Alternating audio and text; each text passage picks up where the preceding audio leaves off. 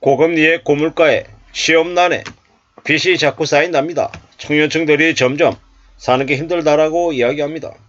지금은요, 물가만 오르고 있고 사람들이 일자리를 못 구해서 허덕이고 있고, 뭐 기업에서 이제 월급 많이 받는 이제 오래된 직장인들은 계속 내보내고 있는 것 같습니다. 정부는요, 2024년 4월 총선 이후로 모든 것들을 다 밀어놓은 것 같습니다. 청년들 상대로 뭐 대출 이자를 좀 낮춰줘서 또 집을 사게끔 하려고 뻔뻔질을 하고 있고, 뭐 이래저래 다 자꾸 난리칩니다. 이게 뭡니까? 점점 더 상황이 안 좋아진다라고 보면 맞습니다. 참 무서운 일인 거죠. 사는 게 얼마나 어려운데 너무 소홀하게 너무 쉽게 생각하면 안 되겠다라고 봐야 됩니다. 지금 뭐 코레일도 정리해고한다라고 얘기하고 있고, 뭐 이래저래 뭐 계속 회사에서 내보낸다라는 뉴스들이 되게 많습니다.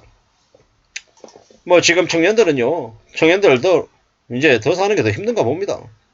가계부채가 뭐 1875조 막 이러는데 청년층들은 더 이제 빚이 쌓이고 있다는데요.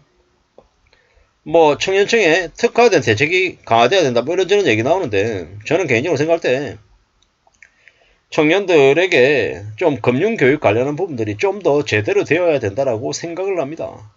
너무 소홀하게 너무 쉽게 빌린다라는 거죠. 돈을. 뭐 돈을 빌릴 수밖에 없는 상황이라 그렇다 뭐 이렇게 얘기하기도 하는데 좀 씁쓸합니다. 물론 그 청년층 가구들의 빚 중에서도 좀 잘 좀 선별할 필요가 있죠. 무슨 얘기냐? 태어났는데 부모가 되게 가난하고 뭐 어쩔 수 없이 그 가난 때문에 되게 이제 빡빡한 삶을 떠안아야 됐던 사람들이 분명히 있단 말이죠. 학자금 대출 아니면 생활자금 대출 때문에 빚이 생길 수밖에 없는 사람들이 있습니다. 그리고 또 연끌하고 비투하고 그 대출로 좀 제대로 된 삶이 아닌 좀 투기를 하기 위해서 빚을 진 이들도 또 있다라는 거죠. 물론 그걸 가려내기가 참 쉽지는 않겠지만 뭐 정책적으로 어떠한 것들을 좀 따져볼 필요는 있다라는 거죠. 너무 많은 청년들이 빚에 굴레 갇혀가지고 이제 암담한 현실을 이제 겪는 경우가 많더라는 것. 뭐 결국 그렇게 되면 한국의 경제가 더 이제 안 좋아지는 거죠. 어떻게 된 게 금융권들만 뭐 대출 많이 해줘서 대출 이자 수익으로 뭐 호가호위 한다라는 그런 말들이 되게 많죠. 금융권들의 연봉이 엄청납니다. 엄청 많이 받죠. 그게 다 어디에서 나온 거겠습니까? 보통 사람들의 호주머니에서 나온 게 아닌가 라는 그런 생각이 들죠. 참 사는 게 왜 그런가, 어떻게 저런 걸까, 앞으로 또 어떻게 흘러갈까, 뭐 이런 생각들이 많이 듭니다. 좀 더 많이 생각하고 좀 더 많이 염려하면서 지내야겠죠. 사는 게 참 힘들다라는 걸 받아들여야죠. 인정해야죠. 근데 이제 또 그런 와중에 어떤 식으로든 또 열심히 살게끔 또 해줘야 되는데, 뭐 저는 개인적으로 생각할 때 대출을 뭐 청년층에게 대출을 마냥 그렇게 많이 해주는 것들도 문제라고 생각합니다. 뭐 청년들 무주택자들에게 50년 동안 연사 4% 장기 대출 해준다. 이런 게 좀 비정상이라는 겁니다. 이런 대출은 해주면 안 된다고 생각합니다. 이런 대출은 뭐 전자금 대출, 전자금 대출을 왜 해줍니까? 전자금 대출을 그런 대출로 부동산 시장 계속 더 받으려고 한 거잖아요.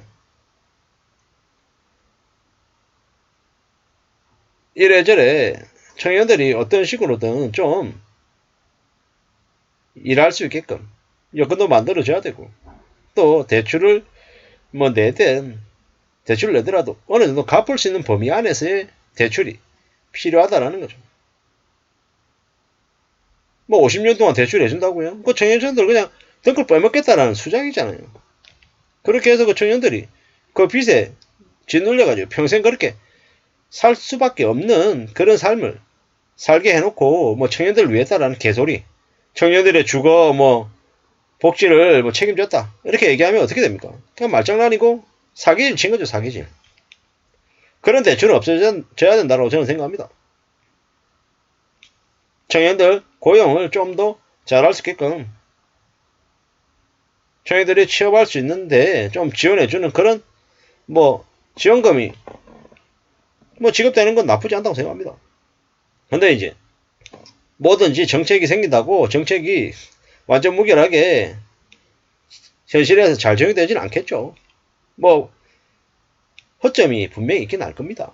하지만 지금 청년들에게 너무 많은 감당 못할 만큼의 대출을 해주는 저런 정책들은 사라져야 된다고 생각합니다. 투기와 탐욕과 욕심에 찌든 정신나간 2030들 청년들과 정말로 열심히 살기 위해서 발버둥 치지만 잘 안되는 그런 청년을 구분하기 정말 어렵다는 걸 알지만 그래도 좀 더 정교하게 그런 것들을 따져보면서 움직여야 되지 않겠냐 라고 생각한다 라는 겁니다. 좀 더 잘 생각해야죠. 잘 움직여야죠. 잘 지내야죠. 상생금융인이 어쩌니 청년층에 특화된 대책이 필요하다. 뭐 이런 얘기들을 참 쉽게 얘기하는데 대출로 뭔가를 자꾸 하자라는 건 절대 좋은 정책이 아니다라는 생각이 듭니다. 빚을 계속 내서 빚을 빚으로 막으려고 하는 그런 땜빵질은 좀 경계할 필요가 있다라고 저는 생각합니다. 참 말처럼 쉽지 않은 것도 잘 알죠. 어쩌다가 청년들이 저렇게 많은 빚을 지게 됐는지 그게 좀 놀라울 뿐이죠. 어떤 식으로든 참 우리는 우리의 삶을 잘 좀 헤쳐나갈 그런 각오들이 필요한 것 같습니다. 사는 게 정말 어렵다라는 거, 쉽지 않다라는 거 인정하고 지내야 되고 받아들여야 되고 또 하루하루를 어떻게 하면 잘 살 수 있을지 시험난 때문에 허덕이 나는데 아마도 아르바이트 자리도 질 좋은 아르바이트 자리도 구하기가 어려워서 힘들어하는 걸로 알고 있습니다. 아마 저 힘들고 어려운 상황들은 최소 5년 이상은 지속될 것 같습니다. 왜냐? 그 5년은 경제적으로 매우 어려워서 매우 고통 속에 아마 사람들이 시달리는 기간이 아닐까라고 저는 생각을 해봅니다. 두고 봐야죠. 지켜봐야죠. 차근차근요. 우리가 살아가는 삶이 얼마나 어려운데 얼마나 힘든데 뭔가를 쉽게 생각하면 안 되겠다라는 거죠. 두고 봐야죠. 따져봐야죠. 차근차근요. 만들어 가야 됩니다. 자신의 길은 자기 스스로 만들어 가야 되는 거죠. 세상이 힘들다, 안 도와준다. 그런 좀 나약한 생각보다는 좀 더 강인해질 필요가 있다. 좀 더 멀리 내다볼 필요가 있다. 그리고 자신의 삶을 잘 다듬기 위해서 피나는 노력을 해야 될 것 같다. 라는 생각도 듭니다. 사는 게 참 힘들죠. 어렵습니다. 청년들에게는 더 잔인하고 더 힘들고 더 어려울 수 있다는 거.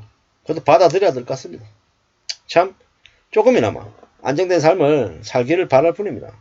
그래야 좀 나아지지 않을까 라고 생각을 해봅니다. 아무쪼록 저나 여러분의 삶이 좀 괜찮아지면 좋겠다 라는 생각을 더 하면서 지내는 요즘입니다.